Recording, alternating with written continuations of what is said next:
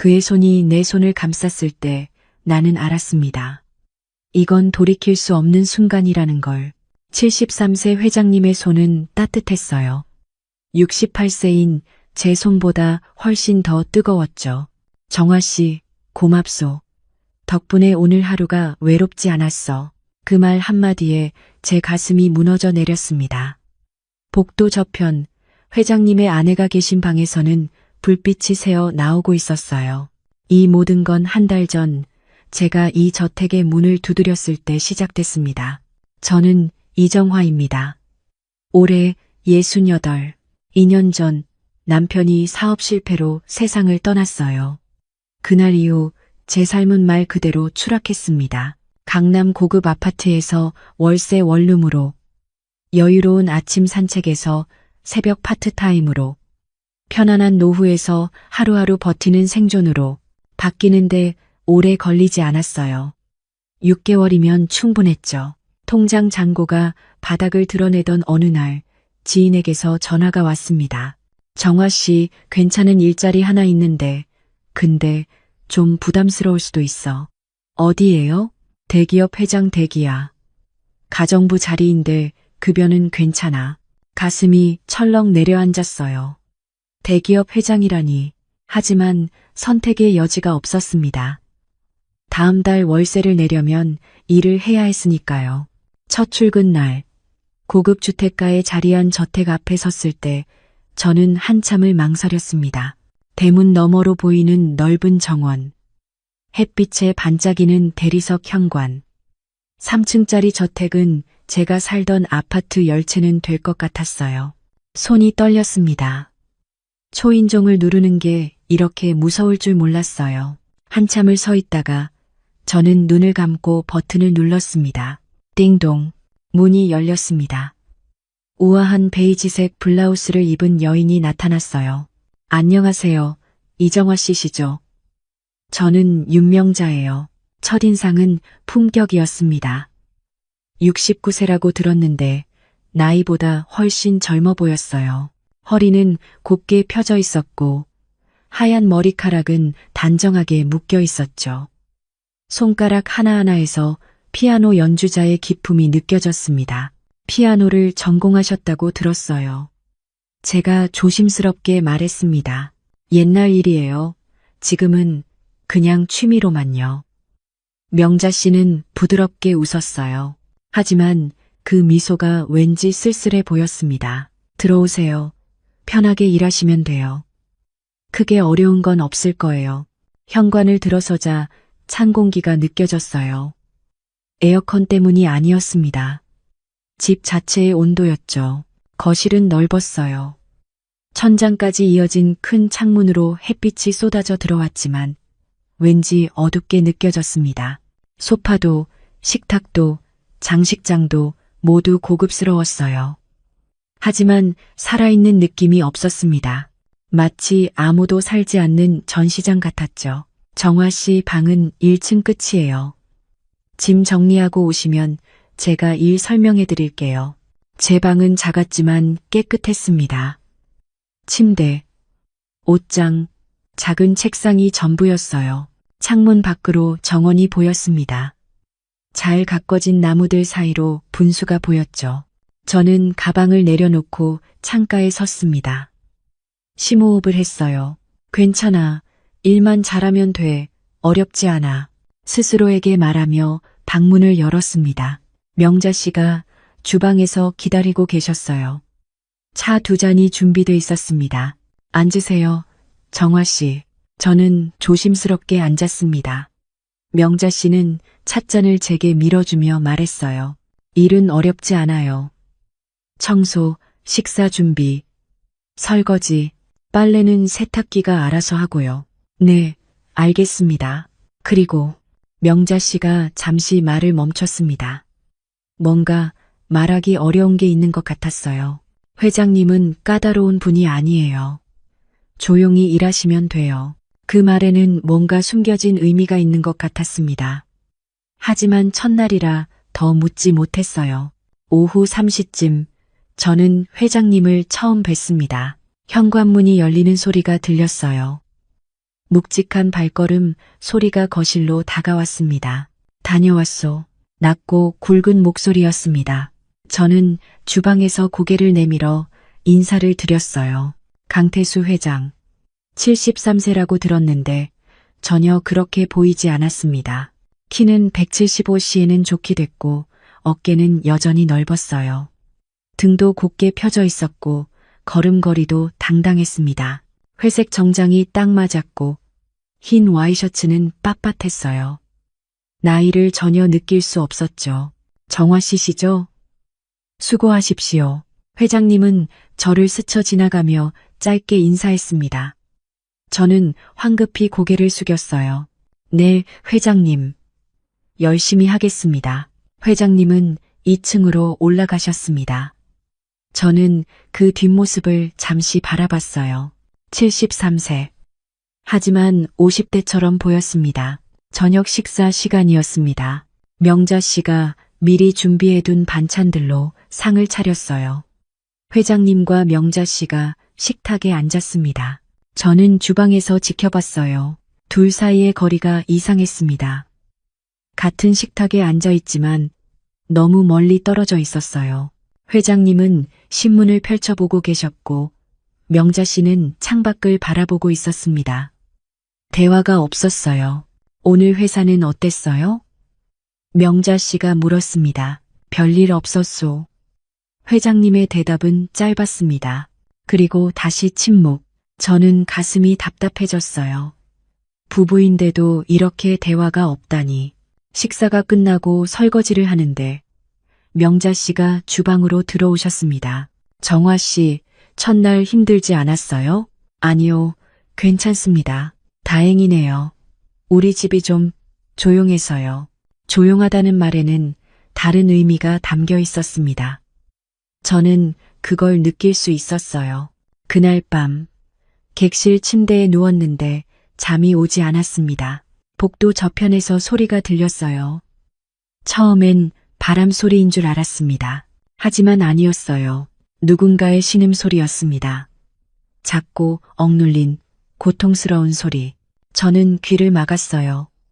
이불을 머리까지 끌어올렸습니다. 하지만 소리는 계속됐고 한참을 그렇게 듣고 있어야 했습니다. 다음 날 아침, 명자 씨는 평소처럼 우아하게 식탁에 앉아 계셨어요. 화장은 완벽했습니다. 하지만 눈가를 가릴 수는 없었어요. 짙은 다크서클이 파운데이션 아래로 비쳐 보였습니다. 손도 미세하게 떨리고 있었어요. 커피잔을 들 때 잔이 살짝 흔들렸죠. 사모님, 어젯밤 잘 주무셨어요? 제가 조심스럽게 물었습니다. 네, 잘 잤어요. 명자 씨는 작게 웃었어요. 하지만 그 미소 뒤에 숨겨진 피로가 느껴졌습니다. 회장님은 신문을 보며 아침을 드셨어요. 여전히 정정해 보였습니다. 그 순간 저는 이상한 걸 느꼈어요. 둘 사이에 균형이 깨져 있다는 걸. 한쪽은 너무 왕성하고 한쪽은 너무 지쳐 있었습니다. 그리고 그 균형은 매일 밤 무너지고 있었어요. 저는 설거지를 하며 생각했습니다. 이 집에는 뭔가 문제가 있다고. 겉으로는 완벽해 보이지만 안은 무너지고 있다고. 그날 오후 청소를 하다가 2층 복도를 지나가게 됐어요. 침실 문이 살짝 열려 있었습니다. 안을 보려던 건 아니었어요. 하지만 눈에 들어왔습니다. 더블 침대. 하지만 한쪽은 깔끔하게 정리돼 있었고 한쪽만 흐트러져 있었어요. 베개도 하나만 구겨져 있었습니다. 저는 황급히 고개를 돌렸어요. 가슴이 두근거렸습니다. 같은 침대를 쓰지만 함께 자지 않는다는 뜻이었죠. 그날 저녁 또다시 그 소리가 들렸습니다. 더 분명했어요. 신음소리, 뭔가 부딪히는 소리, 그리고 작은 울음소리. 저는 이불 속에서 눈을 감았습니다. 이건 내가 상관할 일이 아니야. 일만 하면 돼. 스스로에게 말했어요. 하지만 가슴 한편이 무거웠습니다. 명자 씨의 지친 얼굴이 자꾸 떠올랐거든요. 이렇게 일주일이 지났습니다. 저는 매일 아침 명자 씨의 얼굴을 봤어요. 점점 더 지쳐가는 모습을요. 그리고 매일 저녁 회장님을 봤습니다. 여전히 정정한 모습을요. 둘 사이의 간극은 점점 더 벌어지고 있었어요. 그리고 저는 그 틈 사이에 서 있었습니다. 일주일이 지나고 또 일주일이 지났습니다. 저는 점점 그 집의 리듬에 익숙해졌어요. 아침 6시에 일어나 커피를 끓이고 아침상을 차리고 청소하고 점심을 준비하고 기계처럼 움직였습니다. 생각하지 않으려 했어요. 하지만 명자 씨의 얼굴은 매일 아침 제 가슴을 후볐습니다. 화장으로 가려도 가려지지 않는 피로, 미소 지어도 숨길 수 없는 고통. 어느 금요일 저녁이었습니다. 회장님이 외부 모임 때문에 늦게 들어온다고 하셨어요. 저는 설거지를 마치고 방으로 가려던 참이었습니다. 정화 씨, 명자 씨의 목소리가 거실에서 들렸어요. 평소와 달랐습니다. 떨리고 있었어요. 저는 거실로 돌아갔습니다. 명자 씨는 소파에 앉아 와인잔을 손에 들고 계셨어요. 테이블 위에는 와인병이 반쯤 비어 있었습니다. 앉으세요, 정화 씨. 저는 조심스럽게 소파 끝에 앉았습니다. 심장이 빠르게 뛰었어요. 명자 씨는 한참을 말없이 와인잔만 바라보고 계셨습니다. 손가락이 잔을 꽉 쥐고 있었어요. 정화 씨는 결혼 생활 어떠셨어요? 갑작스러운 질문에 저는 숨이 멎는 것 같았습니다. 평범했습니다. 좋을 때도 있었고 힘들 때도 있었죠. 제가 조심스럽게 답했어요. 저도 그랬어요. 명자 씨가 작게 웃었습니다. 하지만 그 웃음이 너무 슬퍼 보였어요. 처음엔 다 좋았죠. 그 사람이 대기업 임원이 되고 부회장이 되고 회장이 되고 저는 그저 옆에서 잘 따라주면 된다고 생각했어요. 명자 씨는 와인을 한 모금 마셨습니다. 손이 떨리고 있었어요. 피아노는 포기했어요. 무대에 서는 것도 연주하는 것도 그 사람을 뒷받침하는 게 제 역할이라고 생각했으니까요. 저는 말없이 들었습니다. 더 물어볼 수가 없었어요. 근데 나이가 들수록 이상해졌어요. 명자 씨의 목소리가 낮아졌습니다. 보통은 나이 들면 체력이 떨어지잖아요. 욕구도 줄어들고. 그런데 그 사람은 명자 씨가 말을 멈췄습니다. 눈가에 눈물이 맺혔어요. 오히려 더 왕성해진 거예요. 70이 넘었는데도요. 저는 숨을 들이켰습니다. 명자 씨가 무슨 이야기를 하려는지 알 것 같았어요. 의사한테 갔어요. 몇 번이나 나이를 생각해서 좀 자제하라고 말렸어요. 그런데 명자 씨의 목소리가 떨렸습니다. 듣지 않았어요. 건강하다고, 괜찮다고, 자기는 아직 젊다고. 와인잔이 테이블에 내려앉았어요. 탁 소리가 너무 크게 울렸습니다. 저는 정말 힘들어요, 정화 씨. 명자 씨가 저를 똑바로 쳐다봤습니다. 그 눈빛에 절박함이 담겨 있었어요. 매일 밤이 두렵습니다. 잠자리가 편할 날이 없어요. 그 사람은 만족을 모르는 것 같아요. 저는 명자 씨의 손을 봤습니다. 우아하고 가늘었던 손가락이 떨리고 있었어요. 이 얘기 누구한테도 한 적 없어요. 친구들한테도 가족들한테도요.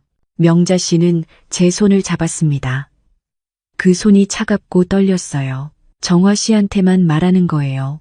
저는 뭐라 말해야 할지 몰랐습니다. 그저 명자 씨의 손을 꽉 잡아줄 수밖에요. 사모님, 힘드셨겠어요. 제가 할 수 있는 말은 그게 전부였습니다. 명자 씨는 조용히 울기 시작했어요. 소리 없이 어깨만 떨리면서요. 저는 그 모습을 보며 가슴이 무너져 내렸습니다. 저도 남편과의 관계에서 외로움을 느낀 적이 있었거든요. 옆에 있지만 닿지 않는 마음. 함께 있지만 혼자인 그 순간들을요. 한참을 그렇게 앉아 있었습니다. 명자 씨는 눈물을 닦고 작게 웃었어요. 미안해요, 정화 씨. 이런 이야기 들으시기 불편하셨죠? 아니에요. 괜찮습니다. 저는 진심으로 말했습니다. 왜 저한테 이 이야기를 하시는 거예요? 명자 씨는 잠시 생각하다가 답했어요. 정화 씨가 저를 이해해 줄 것 같았어요. 같은 여자로서 비슷한 나이대로서요. 그리고 정화 씨는 제 이야기를 판단하지 않을 것 같았어요. 저는 고개를 끄덕였습니다. 맞는 말이었어요. 그날 밤 저는 방에 돌아와서도 잠을 이루지 못했습니다. 명자 씨의 이야기가 계속 머릿속을 맴돌았어요. 그 외로움, 그 고통, 그 지침이 생생하게 느껴졌습니다. 복도 저편에서 또 소리가 들렸어요. 이제는 다르게 들렸습니다. 명자 씨의 고통이 느껴졌어요. 저는 이불을 뒤집어 쓰고 귀를 막았습니다. 하지만 소리는 계속됐고 저는 눈물을 흘렸어요. 다음 날 아침, 명자 씨는 평소처럼 우아하게 식탁에 앉아 계셨습니다. 어젯밤의 눈물은 화장으로 가려져 있었어요. 하지만 저는 알 수 있었습니다. 그 눈빛 뒤에 숨겨진 고통을요. 회장님이 신문을 보며 말했습니다. 요즘 정화 씨 음식이 참 맛있소. 손맛이 좋아. 순간 공기가 멈춘 것 같았어요. 명자 씨가 커피잔을 내려놓는 소리가 유난히 크게 들렸습니다. 그래요? 다행이네요. 명자 씨의 목소리가 평소보다 낮았어요. 저는 고개를 숙이고 주방으로 갔습니다. 얼굴이 뜨거웠어요. 왜 얼굴이 뜨거운 걸까요? 단순한 칭찬인데요. 그날 이후 이상한 일이 시작됐습니다. 회장님이 자꾸 저를 보시는 것 같았어요. 아침에 커피를 드릴 때, 점심을 차릴 때, 지나가다 마주칠 때 그 시선이 느껴졌습니다. 아니, 제가 너무 예민한 걸까요? 며칠 뒤 아침이었습니다. 저는 회장님께 커피를 드리러 갔어요. 평소처럼요. 회장님, 커피 여기 있습니다. 고맙소. 회장님은 신문을 보며 짧게 답하셨습니다. 저는 커피잔을 테이블에 내려놓으려 했어요. 그때였습니다. 회장님의 손이 커피잔을 잡으려 움직였고 제 손끝과 스쳤어요. 찰나였습니다. 1초도 안 됐죠. 하지만 그 짧은 순간이 이상하게 길게 느껴졌어요. 손끝에서 전기가 흐르는 것 같았습니다. 심장이 쿵 하고 뛰었어요. 저는 황급히 손을 뗐습니다. 얼굴이 화끈거렸어요. 회장님은 아무렇지 않게 커피를 드시고 계셨습니다. 저만 이상하게 흔들리고 있었어요. 정화 씨, 커피가 늘 맛있소. 감사합니다, 회장님. 저는 고개를 숙이고 주방으로 돌아갔습니다. 가슴이 너무 빠르게 뛰었어요. 왜 이러는 걸까요? 저는 68이에요. 이런 나이에 이렇게 흔들릴 줄 몰랐습니다. 그날 오후 저는 2층 계단을 청소하고 있었습니다. 계단 난간을 닦고 있었는데 뒤에서 발소리가 들렸어요. 회장님이었습니다. 저는 옆으로 비키려 했습니다. 황급히 몸을 돌렸죠. 그때 발이 헛디뎠어요. 순간 몸이 앞으로 쏠렸고 저는 소리를 지를 겨를도 없었습니다. 계단 아래로 떨어지는 줄 알았어요. 그때 강한 손이 제 팔을 잡았습니다. 회장님이었어요. 재빨리 저를 붙잡아 주신 거죠. 조심해요. 다칠라. 낮고 묵직한 목소리가 귀에 스쳤습니다. 저는 회장님의 팔에 기댄 채로 멍하니 서 있었어요. 심장이 미친 듯이 뛰었습니다. 회장님의 체온이 느껴졌어요. 팔에 단단한 근육이 느껴졌어요. 그리고 낮게 깔린 숨소리가 들렸습니다. 괜찮습니까? 회장님이 물었습니다. 저는 고개를 끄덕였어요. 입이 떨어지지 않았습니다. 네, 괜찮습니다. 죄송합니다, 회장님. 괜찮소. 다치지 않았으면 됐소. 회장님은 천천히 저를 놓아주셨습니다. 하지만 그 손이 제 팔에서 떨어질 때까지 저는 숨을 쉴 수가 없었어요. 앞으로 조심하시오. 회장님은 그렇게 말하고 계단을 내려가셨습니다. 저는 난간을 붙잡고 한참 동안 서 있었어요. 다리에 힘이 없었습니다. 가슴이 너무 빠르게 뛰었어요. 손도 떨렸습니다. 왜 이렇게 흔들리는 걸까요? 단순히 놀란 거라고 생각하고 싶었습니다. 하지만 마음 한편으로는 알고 있었어요. 이건 단순한 놀람이 아니라는 걸요. 그날 저녁, 저는 주방에서 저녁을 준비하고 있었습니다. 된장찌개를 끓이고 나물을 무치고 생선을 굽고 있었어요. 문이 열리는 소리가 들렸습니다. 회장님이었어요. 정화 씨, 오늘은 뭘 만드시나? 된장찌개입니다. 회장님. 아, 내가 좋아하는 거요. 회장님이 웃으셨습니다. 처음 보는 미소였어요. 그동안 회장님은 항상 무표정하거나 진지한 얼굴만 보여주셨거든요. 그런데 지금은 편안하게 웃고 계셨습니다. 저는 그 미소를 보며 가슴이 또 뛰는 걸 느꼈어요.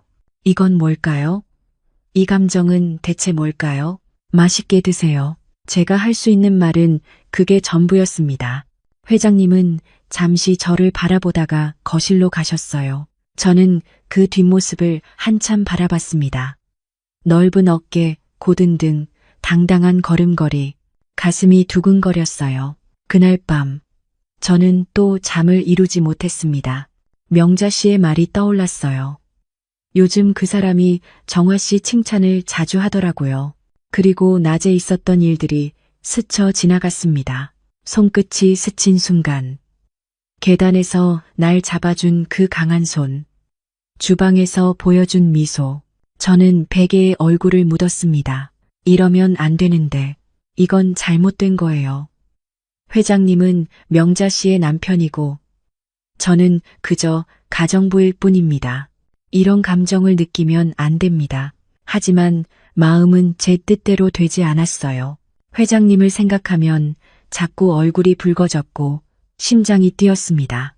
저는 이런 제 모습이 낯설었어요. 남편이 돌아가신 후로 이런 감정을 느껴본 적이 없었거든요.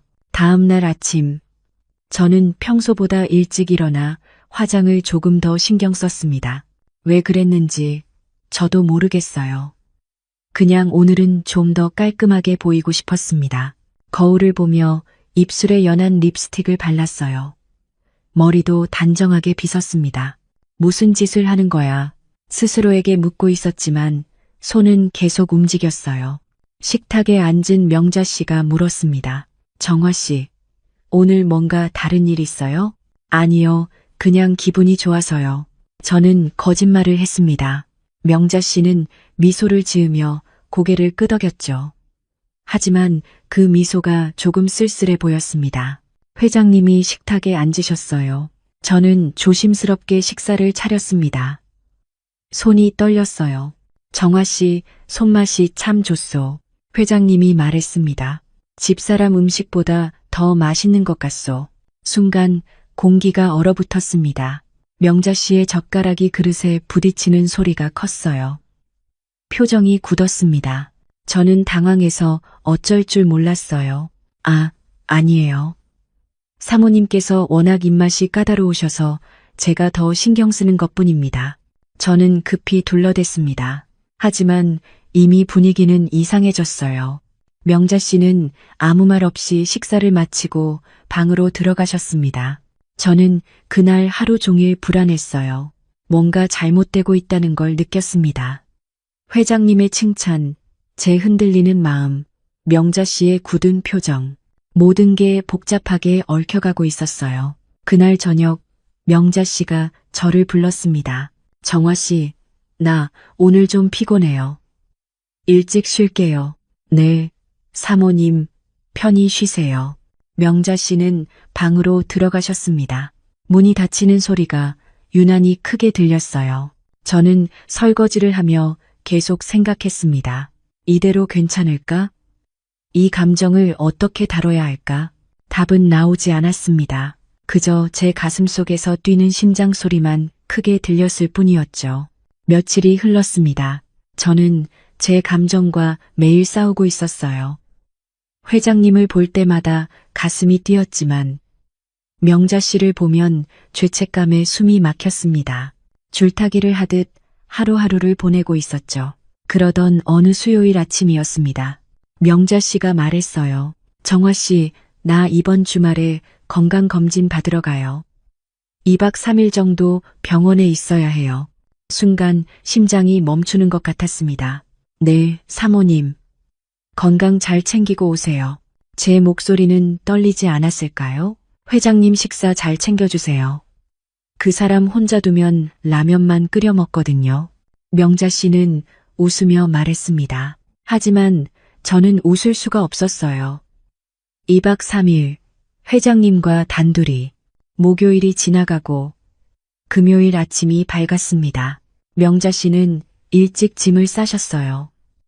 저는 현관에서 배웅을 했습니다. 잘 다녀오세요, 사모님. 네, 정화 씨.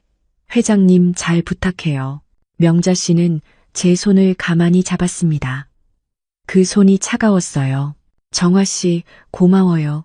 정말로요. 그 말에 담긴 의미를 저는 알 수 없었습니다. 차가 출발했습니다. 저는 대문이 닫힐 때까지 서 있었어요. 그리고 천천히 집 안으로 돌아왔습니다. 갑자기 집이 너무 조용했어요. 너무 넓었어요. 회장님은 서재에 계셨습니다. 저는 평소처럼 청소를 시작했어요. 하지만 손이 자꾸 떨렸습니다. 걸레를 쥔 손에 힘이 들어가지 않았어요. 점심시간이 됐습니다. 저는 간단하게 식탁을 차렸습니다. 된장찌개, 김치, 계란말이, 그리고 밥. 회장님, 식사하세요. 회장님이 식탁에 앉으셨어요. 저는 건너편에 앉아야 할지, 주방에 있어야 할지 망설였습니다. 평소엔 명자 씨가 계셨는데 지금은 둘뿐이었어요. 정화 씨도 앉아서 먹어요. 회장님이 말했습니다. 저는 조심스럽게 앉았어요. 둘이서 마주보고 밥을 먹는 건 처음이었습니다. 공기가 묘하게 무거웠죠. 젓가락 소리만 조용히 울렸습니다. 정화 씨는 가족이 없소? 회장님이 갑자기 물었습니다. 저는 잠시 멈칫했어요. 남편이 몇 년 전에 세상을 떠났습니다. 자식은 없고요. 그랬구려. 혼자 사시기 힘들었겠소. 처음엔 힘들었죠. 근데 이제는 익숙해졌어요. 저는 작게 웃었습니다. 회장님은 고개를 끄덕이며 밥을 드셨어요. 잠시 침묵이 흘렀습니다. 나도 외롭소. 회장님이 조용히 말했습니다. 저는 고개를 들어 회장님을 봤어요. 회장님은 창밖을 바라보고 계셨습니다. 집사람과는 오래전부터 마음이 멀어졌소. 같은 집에 살지만 남처럼 지내고 있지요. 그이 왜 이른 감사른지만 저는 뭐라 답해야 할지 몰랐습니다. 명자 씨의 고백이 떠올랐어요. 두 사람 모두 외로웠던 거죠. 정화 씨가 온 후로 집이 좀 따뜻해진 것 같소. 회장님이 저를 보며 말했습니다. 그 눈빛이 깊었어요. 저는 시선을 피했습니다. 가슴이 너무 빠르게 뛰었거든요. 오후가 지나고 저녁이 됐습니다. 저는 평소보다 신경 써서 저녁을 준비했어요. 왜 그랬는지 저도 모르겠습니다. 그냥 오늘은 특별하게 만들고 싶었어요. 갈비찜을 만들었습니다. 회장님이 좋아하신다고 들었거든요. 나물도 여러 가지 준비했고 된장찌개도 끓였어요. 식탁을 정성스럽게 차렸습니다. 정화 씨, 오늘 저녁이 특별하네요. 회장님이 식탁을 보며 말했습니다. 저는 살짝 웃으며 답했어요. 그냥 회장님이 덜 외로우셨으면 해서요. 덜 외롭다니. 명자 사모님이 안 계셔서 외로우실 것 같아서요. 저는 거짓말을 했습니다. 사실 저도 외로웠어요. 아니, 외로움보다 더 복잡한 감정이었습니다. 고맙소, 정화 씨. 마음이 참 따뜻하오. 회장님은 천천히 식사를 하셨습니다. 저도 건너편에 앉아 밥을 먹었어요. 둘 다 말이 없었지만 침묵이 불편하지 않았습니다. 오히려 편안했어요. 식사를 마치고 회장님이 말했습니다. 오랜만에 제대로 된 식사를 한 것 같소. 집사람은 요즘 입맛이 없다며 밥을 잘 안 먹거든요. 저는 고개를 끄덕였습니다. 명자 씨의 지친 모습이 떠올랐어요. 그리고 죄책감이 밀려왔습니다. 설거지를 마치고 거실로 나왔습니다.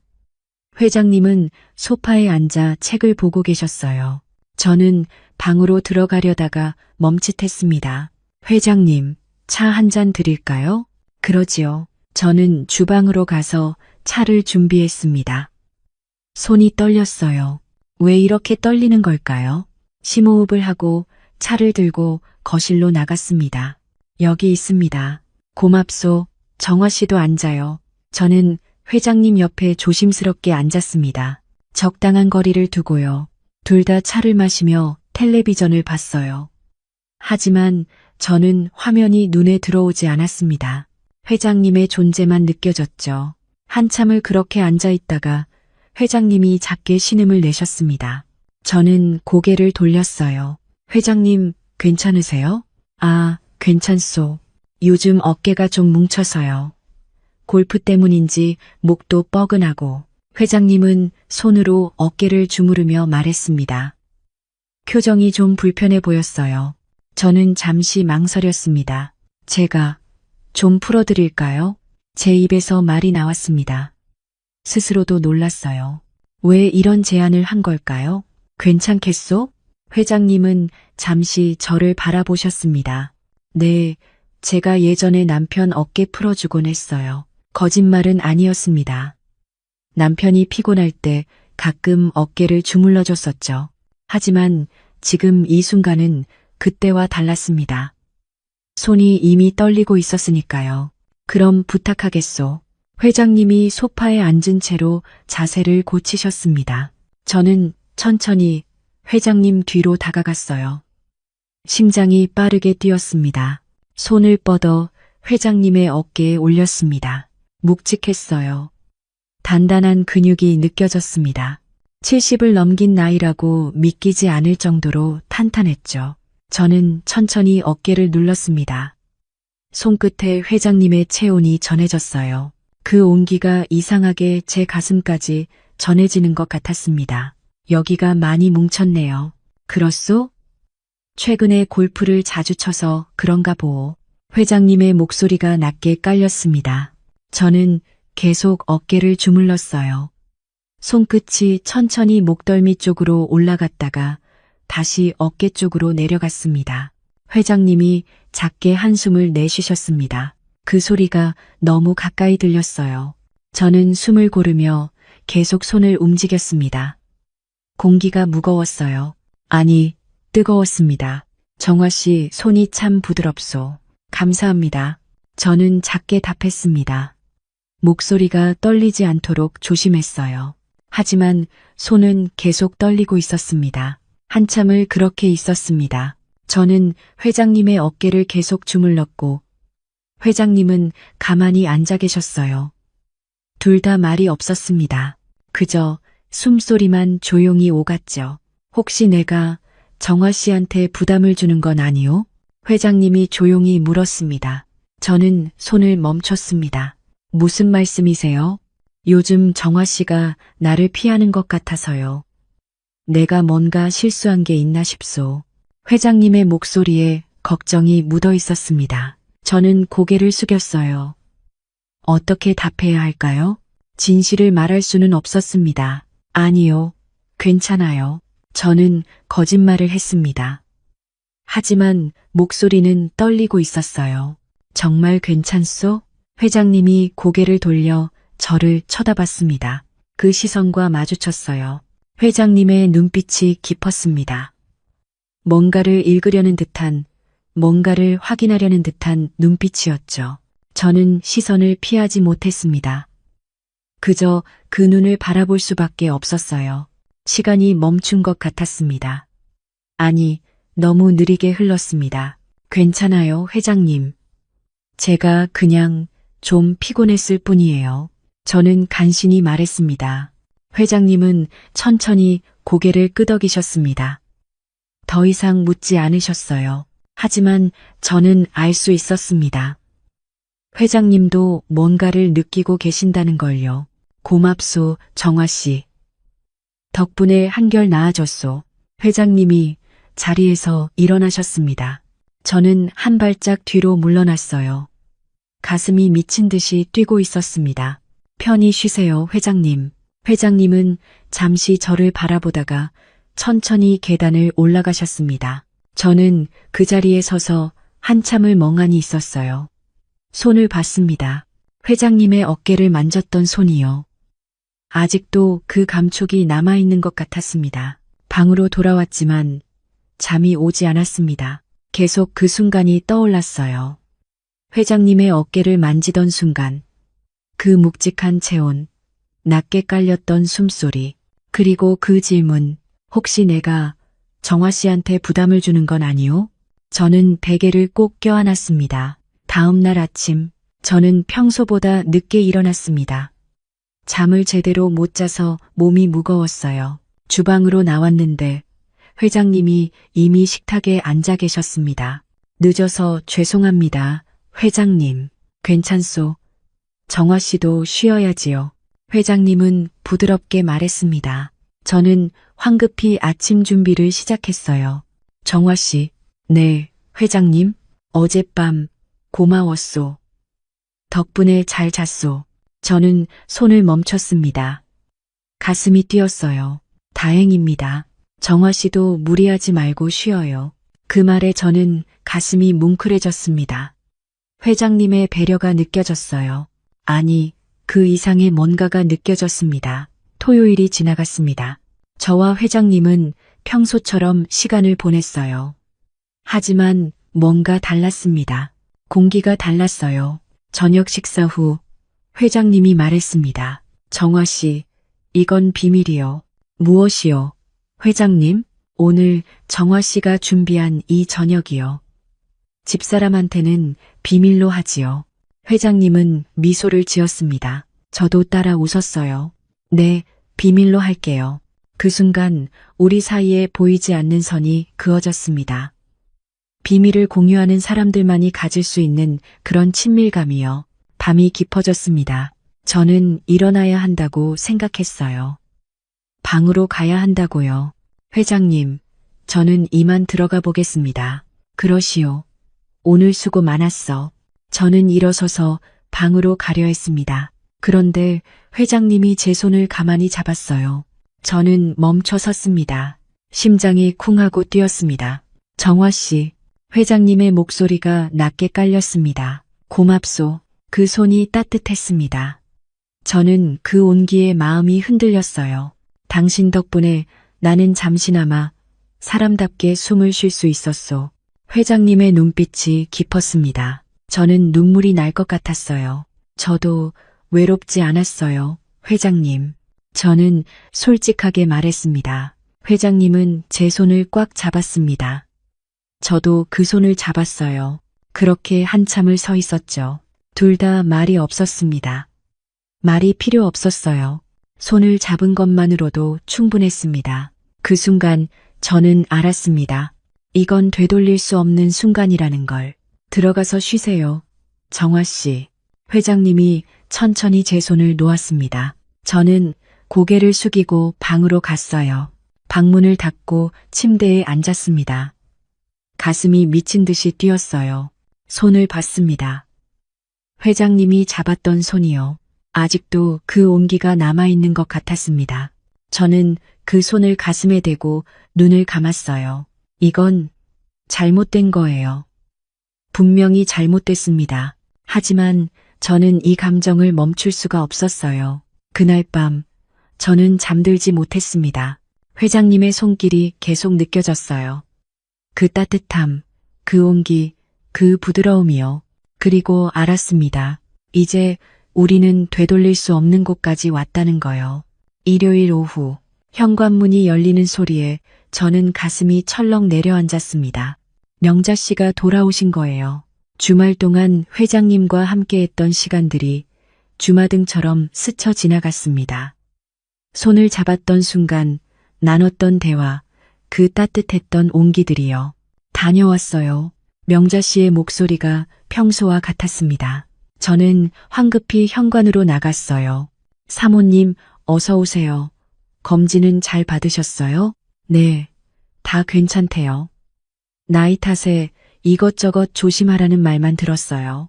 명자 씨는 피곤한 듯 소파에 앉으셨습니다. 회장님은 서재에서 나오셨어요. 고생했어. 고마워요. 두 사람은 짧게 인사를 나눴습니다. 여전히 건조했어요. 하지만 저는 그 건조함이 이번엔 다르게 느껴졌습니다. 왜일까요? 제가 달라져서일까요? 저는 명자 씨의 짐을 방으로 옮겨드렸습니다. 손이 떨렸어요. 정화 씨, 주말 동안 고생 많았어요. 아니에요, 사모님. 우리 회장님 잘 챙겨주셨죠? 명자 씨가 물었습니다. 제 등줄기에 식은땀이 흘렀어요. 네, 식사 잘 챙겨드렸습니다. 그래요, 고마워요. 명자 씨는 미소를 지었습니다. 하지만 그 미소가 왠지 차갑게 느껴졌어요. 제 착각일까요? 아니면 정말 뭔가 눈치채신 걸까요? 저녁 식사 시간이었습니다. 세 사람이 다시 식탁에 앉았어요. 주말 동안 비어있던 자리가 채워졌습니다. 하지만 공기는 더 무거웠어요. 명자 씨는 거의 말이 없으셨습니다. 식사도 잘 안 하시고 그저 젓가락만 옮기고 계셨어요. 회장님은 신문을 보고 계셨습니다. 저는 두 사람을 번갈아 봤어요. 뭔가 달라진 게 느껴졌습니다. 정화 씨, 주말 동안 특별한 일 없었어요? 명자 씨가 갑자기 물었습니다. 순간 손에서 국자가 미끄러질 뻔했어요. 아니요, 별일 없었습니다. 저는 급히 답했습니다. 명자 씨는 저를 한참 바라보셨어요. 그 눈빛이 날카로웠습니다. 그래요? 네, 사모님. 명자 씨는 더 이상 묻지 않으셨습니다. 하지만 저는 알 수 있었어요. 뭔가를 의심하고 계신다는 걸요. 설거지를 하는데 명자 씨가 주방으로 들어오셨습니다. 저는 깜짝 놀라 돌아봤어요. 사모님, 무슨 일이세요? 아니에요. 그냥 차 한 잔 마시려고요. 명자 씨는 찬장에서 차를 꺼내셨습니다. 저는 계속 설거지를 했어요. 하지만 등 뒤에서 명자 씨의 시선이 느껴졌습니다. 정화 씨, 네. 사모님, 요즘 우리 집에 향수 냄새가 자꾸 나네요. 손이 멈췄습니다. 제 심장이 쿵 하고 떨어지는 것 같았어요. 향수요? 네, 어디선가 향수 냄새가 나요. 정화 씨 향수 쓰세요? 아니요. 저는 향수를 쓰지 않는데요. 그래요? 이상하네. 분명히 어디선가 향수 냄새가 나는데. 명자 씨는 고개를 갸우뚱했습니다. 하지만 그 표정이 진심으로 궁금해하는 게 아니었어요. 뭔가를 확인하려는 것 같았습니다. 혹시 회장님이 쓰시나요? 제가 조심스럽게 물었습니다. 그 사람은 평생 향수 안 써요. 향 냄새를 싫어하거든요. 명자 씨는 작게 웃었어요. 그럼 제가 청소할 때 쓰는 방향제 때문일 수도 있어요. 그럴 수도 있겠네요. 명자 씨는 더 이상 말하지 않으셨습니다. 천천히 차를 마시고 나가셨어요. 저는 싱크대에 손을 짚고 한참을 서 있었습니다. 다리에 힘이 없었어요. 명자 씨는 뭔가를 의심하고 계셨습니다. 저는 확신했어요. 다음 날 아침 분위기는 더 이상해졌습니다. 명자 씨는 아침 식사도 거의 안 하시고 방에만 계셨어요. 커피 한 잔만 드시고 들어가셨습니다. 사모님이 편찮으신가요? 제가 회장님께 조심스럽게 물었습니다. 그냥 좀 쉬고 싶다네요. 회장님도 평소와 달랐어요. 표정이 무거웠습니다. 점심때쯤 명자 씨가 거실로 나오셨습니다. 저는 청소를 하고 있었어요. 정화 씨, 네, 사모님. 잠깐 앉아요. 저는 걸레를 내려놓고 조심스럽게 앉았습니다. 명자 씨는 저를 바라봤어요. 그 눈빛이 차갑게 느껴졌습니다. 정화 씨, 네, 우리 얘기 좀 해야 할 것 같아요. 순간 온몸이 얼어붙었습니다. 저는 천천히 명자 씨 앞에 앉았어요. 손이 떨렸습니다. 무슨 얘기요? 사모님?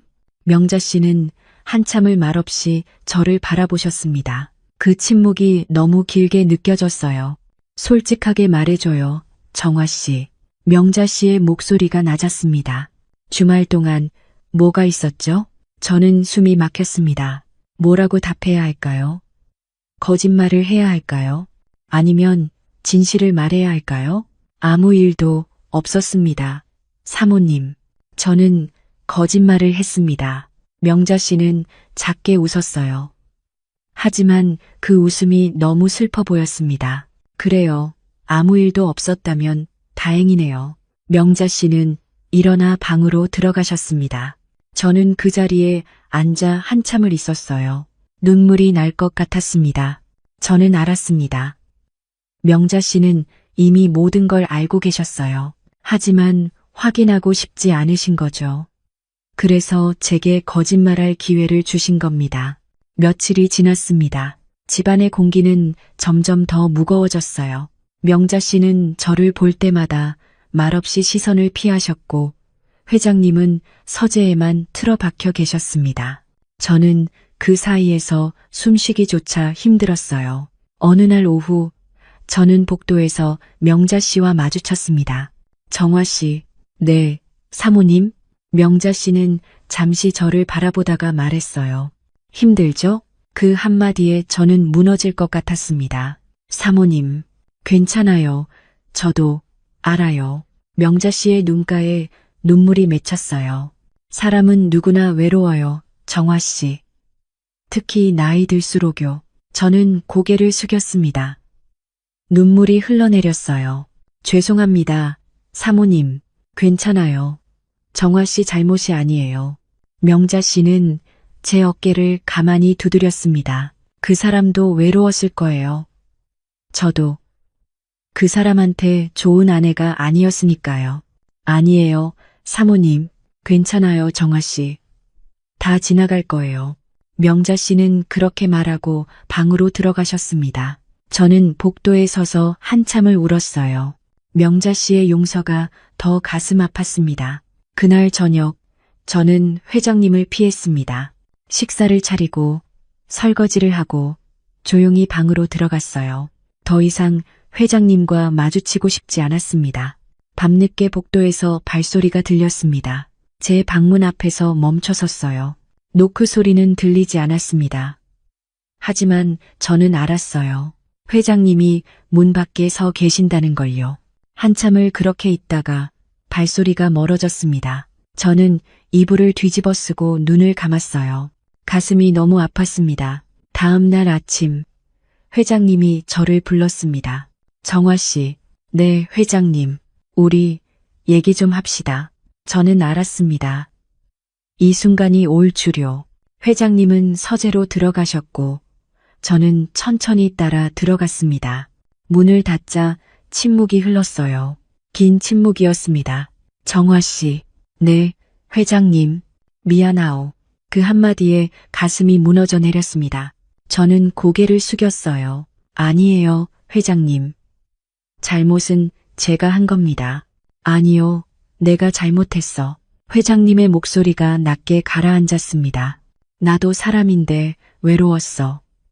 그래서 정화 씨에게 기댔어. 저도 외로웠어요. 제가 말했습니다. 남편이 떠나고 혼자 사는 게 너무 힘들었어요. 그래서 회장님의 따뜻함에 기댔습니다. 우린 둘 다 외로운 사람들이었소. 회장님이 작게 웃었습니다. 슬픈 웃음이었어요. 하지만 이건 잘못된 일이에요. 제가 말했습니다. 알고 있소. 나도 알고 있소. 침묵이 흘렀습니다. 집사람이 눈치챘소. 회장님이 조용히 말했습니다. 알고 있어요. 사모님 표정을 보면 알 수 있었어요. 집사람한테 미안하오. 평생을 함께 살았는데 나이 들어서 이런 실수를 하다니. 회장님의 목소리에 후회가 묻어 있었습니다. 저도 사모님께 너무 죄송해요. 그분이 저한테 얼마나 속마음을 털어놓으셨는데요. 정화 씨도 힘들었겠소. 힘들었어요.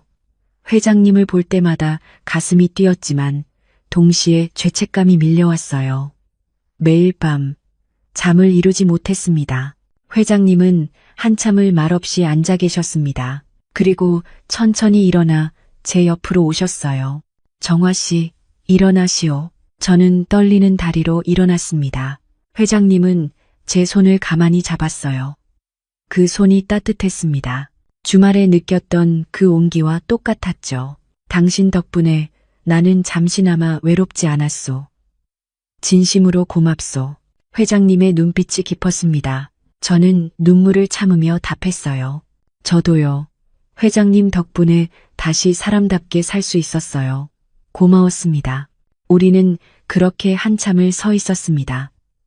손을 잡은 채로요. 마지막 순간을 되새기듯이요. 이제 그만합시다. 회장님이 말했습니다. 저는 고개를 끄덕였어요. 네, 그래야 해요. 정화 씨, 당신은 좋은 사람이요. 이런 일로 상처받지 마시오. 회장님도요. 당신은 외로웠을 뿐이에요. 잘못은 없어요. 회장님은 천천히 제 손을 놓았습니다. 그 순간 우리 사이의 모든 게 끝났어요. 짧았지만 진심이었던 시간이 끝난 겁니다. 내일부터는 다시 회장과 가정부로 돌아갑시다. 네, 회장님. 회장님은 창밖을 바라보셨습니다.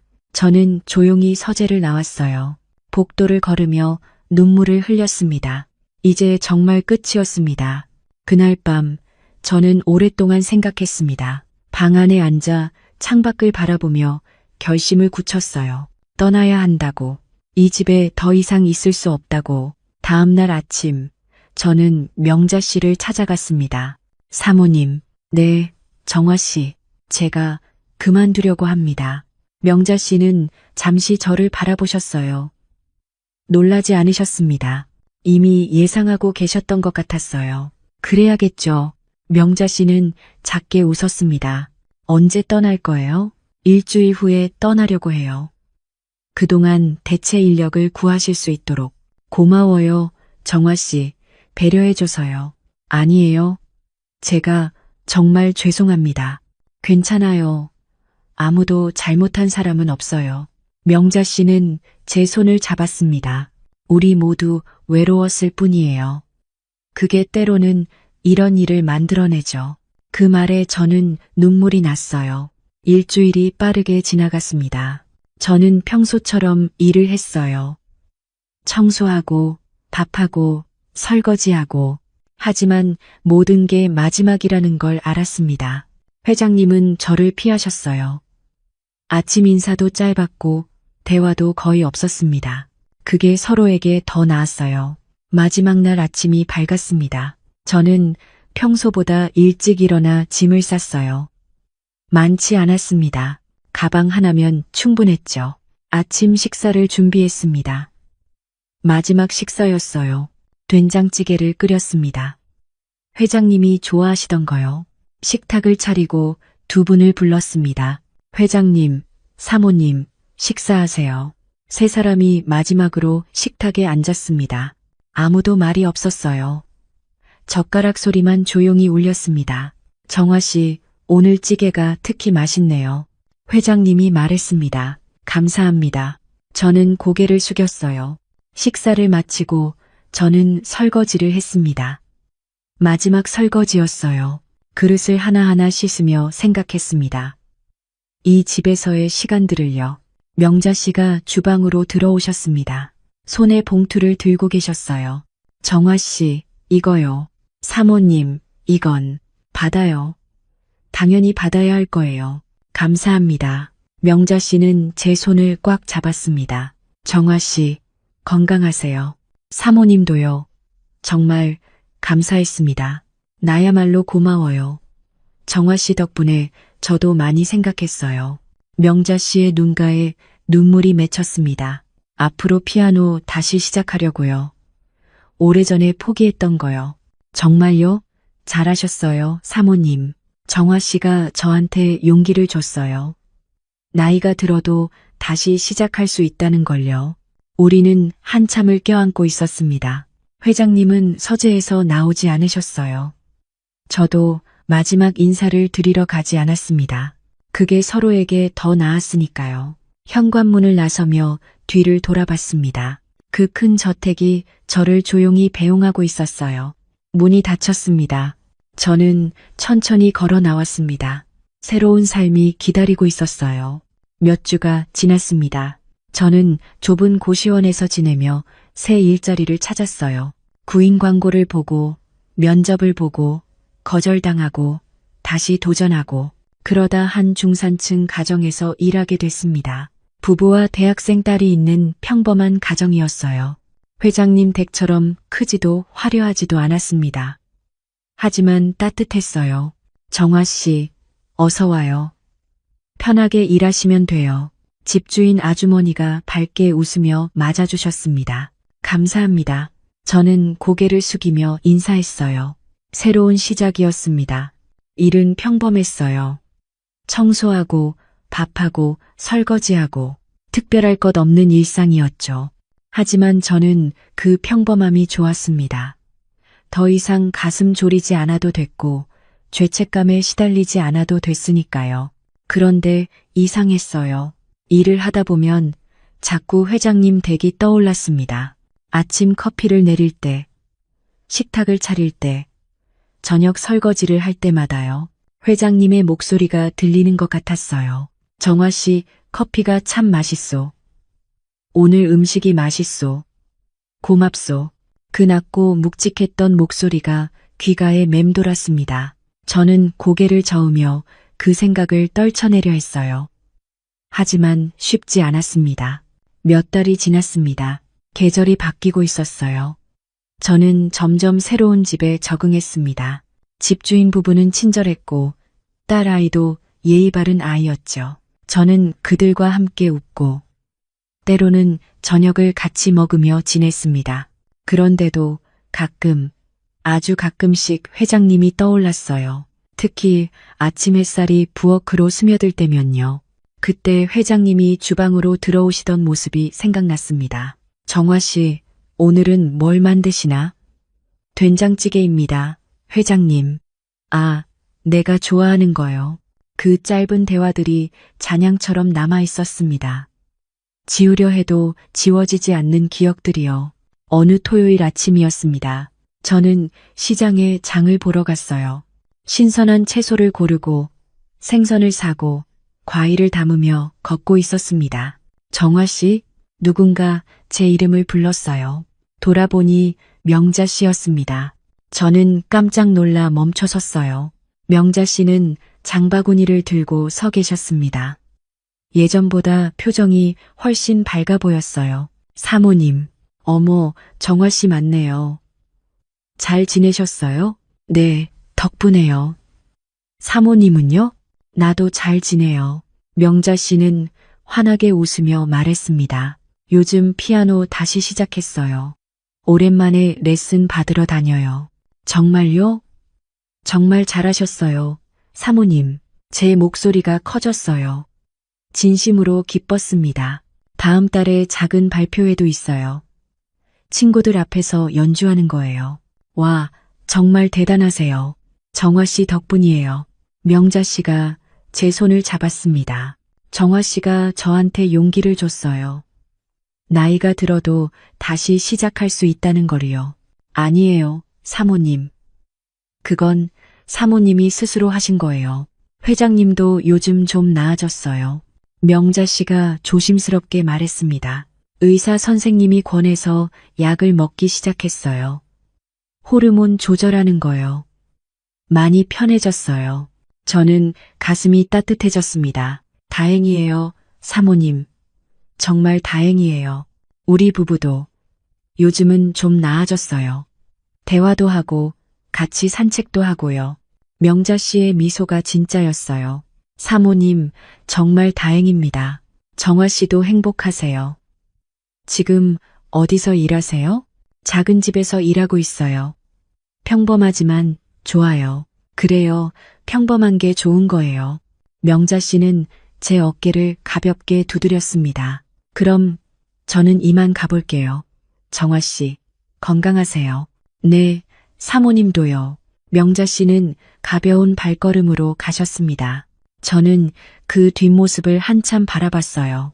명자 씨도 자유로워진 것 같았습니다. 저를 용서하고 과거를 내려놓으신 거겠죠. 저도 이제 내려놓을 때가 됐습니다.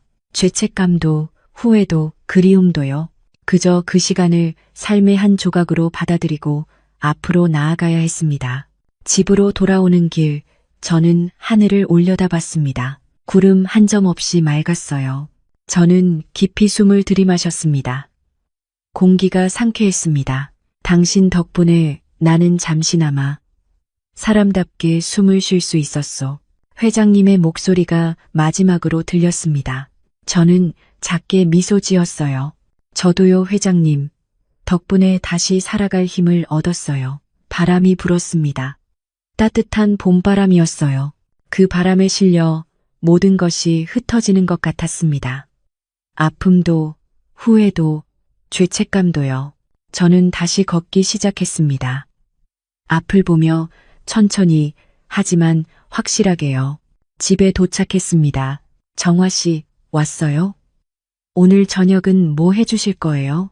집주인 아주머니가 밝게 물었습니다. 갈비찜 어떠세요? 와, 좋아요. 정화 씨 갈비찜이 제일 맛있어요. 저는 웃으며 주방으로 들어갔습니다. 재료를 꺼내고 칼을 들고 요리를 시작했어요. 햇살이 창문으로 들어왔습니다. 따뜻한 햇살이었어요. 저는 그 햇살을 받으며 조용히 요리했습니다. 나이 들어도 외로움은 사라지지 않습니다. 하지만 그 외로움을 다루는 방식이 인생의 품격을 결정하는 거겠죠. 저는 잘못된 방식으로 시작했지만 올바른 방식으로 끝냈습니다. 그리고 그걸로 충분했어요. 완벽하지 않아도 실수투성이어도 그래도 계속 살아가는 게 인생이니까요. 회장님과의 기억은 잔향처럼 남아있습니다. 죄의 흔적이 아니라 인간의 여운으로요. 외로웠던 두 사람이 잠시 서로를 위로했던 그런 따뜻한 여운이요. 그 여운을 가슴 한편에 간직한 채 저는 오늘도 살아갈 겁니다. 새로운 하루가 저를 기다리고 있었어요. 그리고 저는 그 하루를 살아갈 준비가 돼 있었습니다.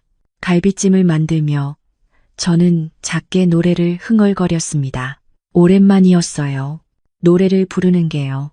집주인 아주머니가 주방 문을 열고 고개를 들이밀었습니다. 정화 씨, 오늘 기분 좋아 보여요. 네, 좋은 날이에요. 무슨 좋은 일 있었어요? 저는 잠시 생각했습니다. 그냥 봄이 와서요. 그러게요. 봄이 왔네요. 창밖으로 벚꽃이 피어나고 있었습니다. 새로운 계절이 시작되고 있었어요. 저도 새롭게 시작하고 있었습니다. 과거의 무게를 내려놓고 현재를 살아가고 미래를 향해 걸어가고 있었어요. 그렇게 저의 하루는 계속됩니다. 잔향과 함께, 하지만 잔향에 묶이지 않고요. 기억하되 집착하지 않고 후회하되 멈추지 않고 아파하되 무너지지 않으면서요. 그렇게 저는 오늘도 삽니다. 그리고 그걸로 충분합니다.